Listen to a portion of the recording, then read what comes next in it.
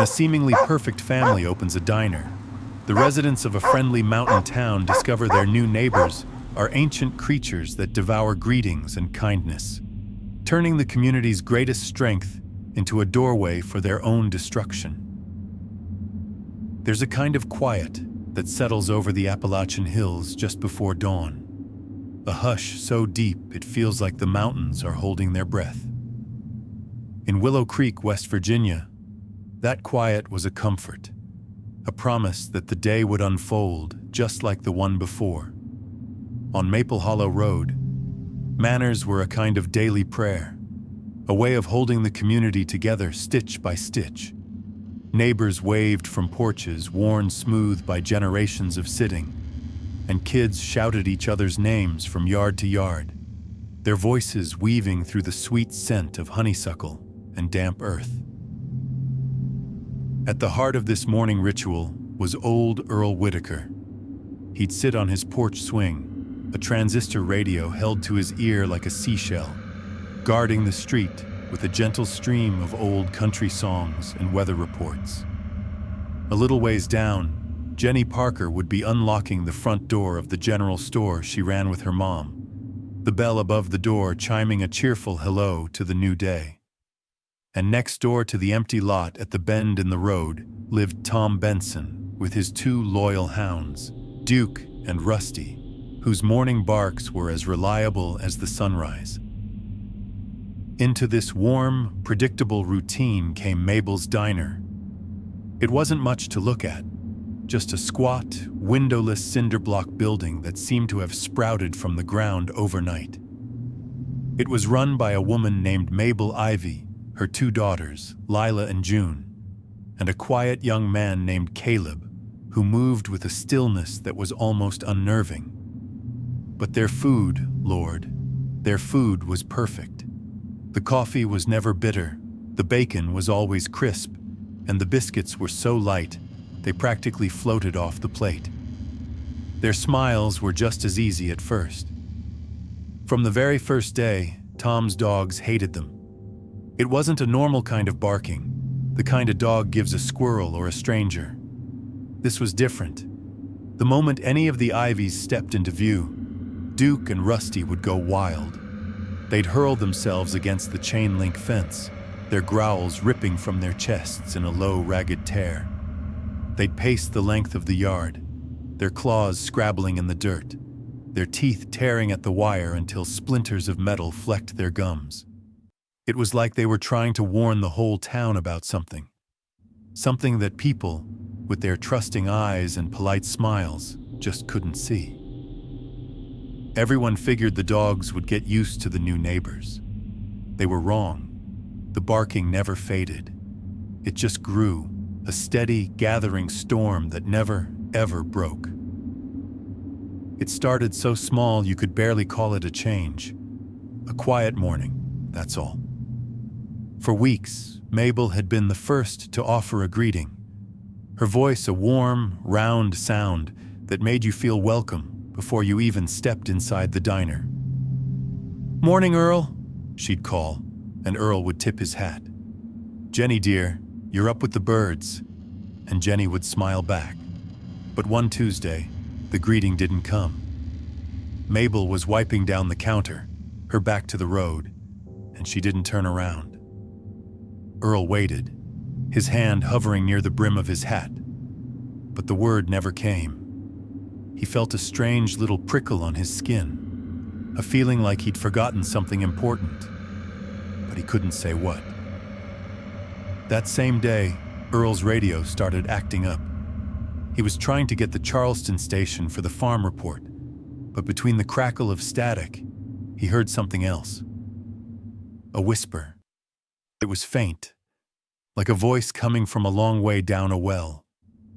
Open. Open. He fiddled with the dial, turning it past the gospel hour and the bluegrass show, but the whisper followed him, clinging to the dead air between stations. He finally switched the radio off, but the word echoed in the sudden silence of his porch. Open. Inside the diner, the air itself felt different. It was always warm from the griddle, but now the warmth was thick, heavy. It coated your tongue and settled in your lungs, making it hard to draw a full breath. Jenny noticed it when she went in for her morning coffee. The place was spotless, the chrome gleaming, but there was no smell, no coffee, no grease, no sizzling bacon. Nothing. A diner with no smell was like a church with no hymns. It was just a room, and a deeply unsettling one at that. She took her coffee to go, the silence of the place following her out the door. The bell didn't even seem to ring as she left. The forgetting spread like a slow fever. It wasn't a sickness of the mind, not really. It was a sickness of habit. Small courtesies, the little words that greased the wheels of life in a small town, began to stick in people's throats. Customers would walk into the general store, their mouths half open to say hello, and the word would just dissolve. They'd stand there for a moment, a look of mild confusion on their faces, before just nodding and getting on with their shopping. Jenny's mom was the first to have it happen in a way you couldn't ignore. She was standing on the store's porch, waving to Tom Benson across the street. Her hand went up. Her smile was in place, but then her arm just stopped, frozen in midair. She stood there for a full 10 seconds, her hand held aloft, as if pushing against an invisible wall. Jenny watched from the doorway, a cold knot tightening in her stomach. Her mom finally lowered her arm, a shaky laugh escaping her lips. "Well, that was strange," she said, rubbing her shoulder. "Felt like my arm went to sleep." But it hadn't looked like sleep. It had looked like something had held it. The ivies, for their part, seemed to grow stronger as the town's warmth thinned. Lila and June moved with a new, fluid grace, their smiles brighter and sharper than before. Caleb, who had always been quiet, now seemed to be made of silence itself. He'd count the money in the till, his lips moving, but the numbers seemed to come out wrong, stumbling over each other as if they'd forgotten which way to go. The warmth the town was losing, Jenny thought, was ending up in them. It was Earl who first said it out loud. "You ever notice," he said to Tom one afternoon, his voice low, "that you never see them leave that place?" Tom had been so focused on the dogs barking that he hadn't really thought about it. But now that Earl mentioned it, a cold realization settled in his gut. He had never seen them walk to a car. He had never seen them carry in groceries. He had never seen them coming from or going to a home. It was as if they lived inside that concrete room, and the room lived inside them. The diner had no windows. It was a detail that had seemed odd at first, but now it felt sinister. On humid summer days, when the air was thick as soup, a strange thing started to happen. Condensation would bloom on the inside of the diner's cinder block walls. But it wasn't just random patches of moisture. They were handprints. Dozens of them, all different sizes, covering the walls from floor to ceiling. And the prints were pointing inward, the fingers splayed as if they were pressed against the glass of a window, trying to get in, not out. Pastor Harlan Tate, a man whose faith was as solid as the oak pews in his church, decided to put a stop to the gossip. He baked a casserole, the kind with the crunchy fried onions on top, and marched over to the diner with a welcoming smile. He was in there for nearly an hour. When he came out, his smile was still in place, but it was too wide, stretched tight at the corners. He walked home, put the casserole he'd brought back in his own refrigerator, and went into the bathroom. Later that night, his wife found him standing in front of the mirror, staring at his own reflection. Scrawled in the grease from the casserole dish, covering the entire surface of the mirror, was a single word: welcome. He had no memory of writing it. The dog's warning was the only thing that felt real anymore. Every night, as darkness fell over Maple Hollow Road, the barking would start. It was a desperate, ragged sound, a constant prayer against the silence. Duke and Rusty would throw themselves against the fence, their bodies thudding against the wire, their gums bleeding as they tore at the metal. It was as if they knew something was just outside the gate, something held back only by the sheer force of their noise. Tom would stand on his porch, a shotgun resting in the crook of his arm, and listen. He didn't know what he was guarding against, but he knew the dogs were right. Their terror was a compass pointing toward a truth he couldn't see. One night, the barking reached a fever pitch.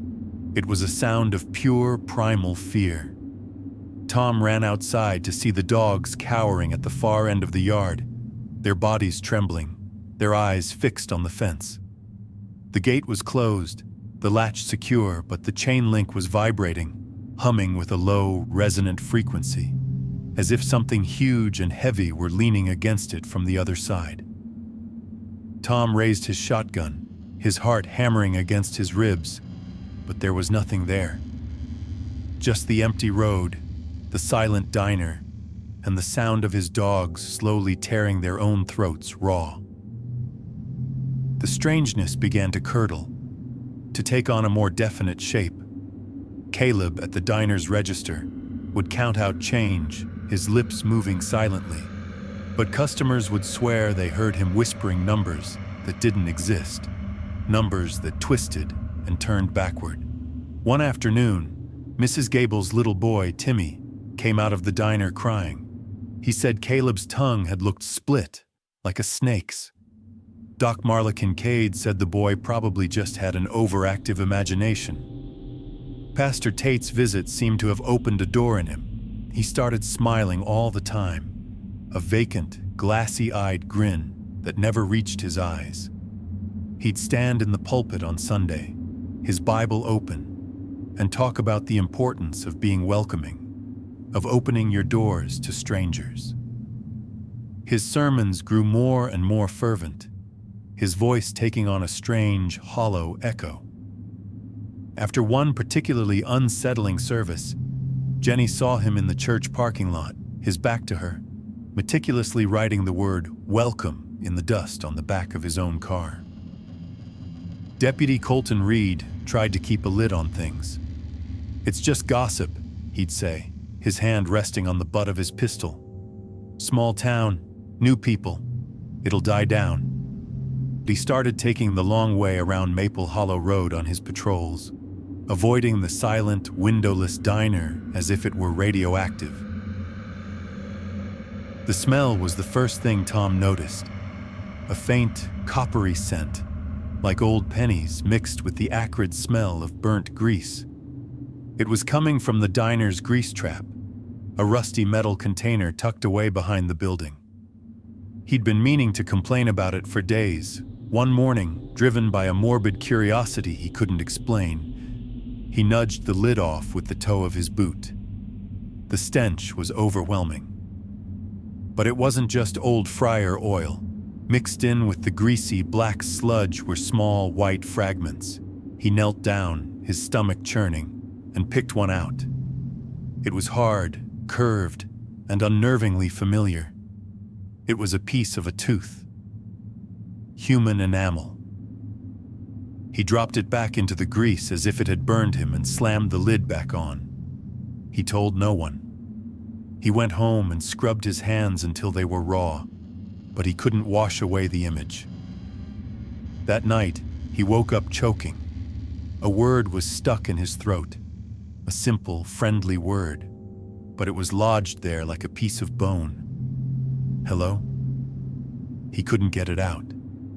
He lay in the dark, his hands clutching his throat, the taste of pennies and old grease filling his mouth, and he knew, with a certainty that chilled him to the bone, that something from that diner had gotten inside him. The cold spread to the children first. They were the canaries in the coal mine of Willow Creek's warmth. They stopped waving. They'd see a neighbor on the street, and their hands would start to lift, then just fall back to their sides. A baby in a stroller, one known for its joyful, gurgling laugh, was pushed past the diner one afternoon. It opened its mouth wide, its little body shaking with mirth. But no sound came out. The laugh was there. You could see it. But it was silent, swallowed by the thick, heavy air around the diner. At noon one day, Jenny was alone in the general store, stocking shelves. The street outside was quiet. Suddenly, she heard her name. Jenny. It was a whisper, soft and clear, and it came from the direction of the empty diner across the street. She froze, a can of peaches clutched in her hand. Her mouth opened, the automatic, polite response, "Yes?" already forming on her lips. But before she could speak, a wave of cold washed over her, so intense it felt like she'd been plunged into icy water. Her throat seized up. She thought better of it. She didn't answer. She knew, without knowing how she knew, that answering would have been a terrible mistake. The walls were getting thinner. Not the cinder block walls of the diner, but the walls between worlds. Earl, convinced the whispers on his radio were real, started recording the static.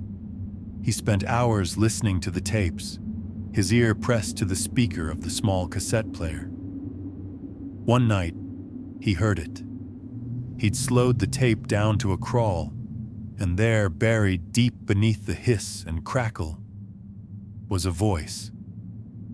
It was Mabel's voice, but the words were wrong. A string of guttural clicking sounds that seemed to bubble up from some deep, dark, under-river place. It was a language not meant for human ears. The dogs knew the walls were thinning too. One evening, Tom filled their water bowl from the hose. As he set it down, he noticed something strange. The water wasn't still. It was rippling. Tiny concentric circles spreading out from the center of the bowl, as if something was breathing on the surface from beneath. Duke and Rusty, their throats raw from barking, whined and backed away. They wouldn't go near it. They were dying of thirst, but they refused to drink. New Year's Eve arrived, a night that was supposed to be about hope and new beginnings. But in Willow Creek, it felt like a watch night, a vigil against a coming darkness. Most of the town gathered at the church, their voices raised in hymns that sounded more like pleas than celebrations. But a single thread of light still burned in Mabel's diner. They were open late, serving coffee and pie to a handful of quiet, hollow-eyed customers. At 11:59 p.m., a profound quiet fell over Maple Hollow Road. In the church, people fumbled with their prayer books, their minds suddenly blank. They forgot the words to Auld Lang Syne. They forgot the names of their own children. And on Tom Benson's porch, Duke and Rusty, who had barked themselves into a state of near collapse for months, suddenly stopped. They laid their heads on their paws, a low, shuddering sigh escaping their chests, and fell silent. The silence was heavier than any sound. It pressed down on the town, thick and suffocating, like a hand held over its mouth. The thin minute began at the stroke of 12. It was a minute that existed outside of time, a crack in the world that the Ivies had been waiting for all year. Jenny felt it pull her. She wasn't walking. She was being drawn, a moth to a flame, toward the diner's open door. Inside, the air was frigid, and it fogged with every breath. But the fog wasn't coming from the customers. It was rising and falling from the mouths of Mabel, Lila, June, and Caleb. It wasn't breath. It was something else. something they were pulling in from the world outside. With each pull, Jenny felt lighter, as if a piece of her, a memory, a small kindness, was being lifted out of her. She saw a shape peel away from Lila, thin and translucent as wet wallpaper, and for a second, she saw the thing beneath, something old and dark, with too many joints. Footprints bloomed on the ceiling, dark, wet prints appearing out of nowhere, as if something was standing on the wrong side of the room, looking down at them. Then she heard her own voice. "Come in." The words were hers, but she hadn't spoken them. They had been taken from her, a stolen courtesy. A door had been opened. She slapped her hands over her mouth. The feel of her own skin, a shocking, solid anchor in the shifting reality of the room. She refused to open any other doors, not even a small one. The church bell stopped its ringing. A few stray fireworks popped in the distance, their brief flash of light seeming to push back the darkness in the diner. The dogs, outside, took a ragged breath and began to whine, the sound of life returning. Time resumed its forward march. Jenny turned and ran, not stopping until she reached the warm, solid light of the church. She wouldn't speak to anyone for a long time after that, terrified of what answering might invite. At sunrise on New Year's Day, Mabel's diner was empty. Not just closed, but emptied. The benches, the counter, the griddle, the chalkboard with its list of perfect pies, all gone. There were no truck marks in the dirt outside, no footprints, no witnesses. The room smelled of new concrete after a hard rain, and nothing else. It was as if it had never been there at all. The people of Willow Creek gathered around the empty shell, choosing the stories that would help them sleep at night. Maybe the Ivies were running from debt. Maybe they were a troubled family who needed help and didn't know how to ask. Maybe they were just ghosts, a strange dream the town had shared. But small things were wrong. Names slipped out of heads like slippery fish. Greetings caught in throats and turned to ice. When someone tried to say hello, their breath would fog in the air, even on a warm day. And the fog would be in a shape that seemed to lean toward the person they were speaking to. Earl played back the tape he'd made on New Year's Eve. Underneath the hiss of the static, he heard it clearly. His own voice, followed by Tom's and then Jenny's, each one saying the same two words over and over. "Come in." Duke and Rusty, who had barked for months, were calm now. They lay on the porch, quiet and still, as if the thing they had been fighting had finally left, but only after it had finished its meal. A new set of unspoken rules began to whisper through the town, advice passed along like a secret handshake. After sundown, don't greet first. If the dogs go quiet, don't speak at all. Don't eat food that doesn't steam. Don't take change with your left hand. And if you hear someone you love call your name from behind you, don't turn around. Life stitched itself back together in Willow Creek, the way it always does after a long, hard winter. But the empty diner left a hole in the fabric of the town, a skipped heartbeat on Maple Hollow Road. And sometimes, a traveler, passing through a different small town at dusk, would see a neat little roadside sign flicker to life, its single word a cheerful, welcoming lie: open. The food would look perfect, and it would smell like nothing at all, and somewhere nearby, the dogs would start to bark.